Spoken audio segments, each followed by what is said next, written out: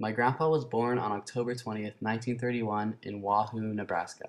He grew up on a farm but moved to Hawthorne, California because grasshoppers devastated his family's crops. My grandma grew up on a farm in Oklahoma. World War II and the Depression forced her family to move to Southern California to find jobs because a farm could not support her family. Later, they returned to Oklahoma as her father was very ill. When he died, her sisters were married and decided to stay while she returned to California with her mother.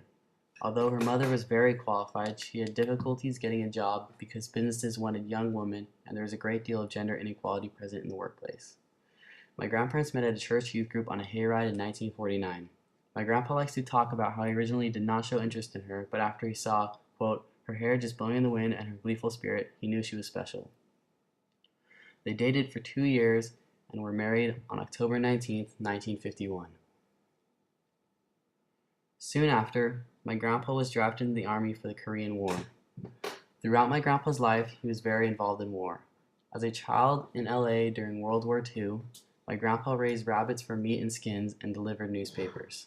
Since it was rumored that the Japanese had submarines in the Pacific, he and his brother helped run throughout his neighborhood at night, making sure that all lights were off or windows were blacked. He remembers participating in bomb drills or lying on the grass listening to anti-aircraft guns firing at nothing, imagining the jets flying through the sky. In the Korean War, my grandpa was a cook stationed at Bryce Norton Air Force Base in England, part of the anti-aircraft unit. Learning about my grandpa's time in the Army has taught me about how he sacrificed to serve his country. Although he did not have a tour in Korea itself, he was separated from his newlywed wife and his life at home.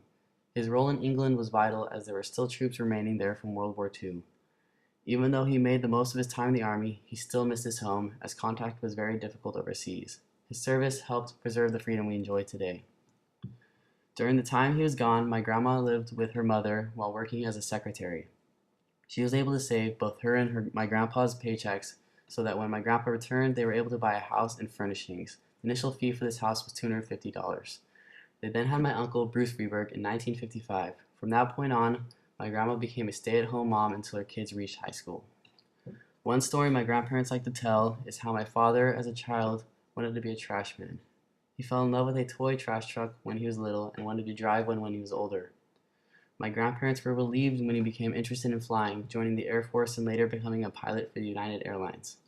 My family has a lot of history with the military. I admire the commitment and patriotism they have shown towards their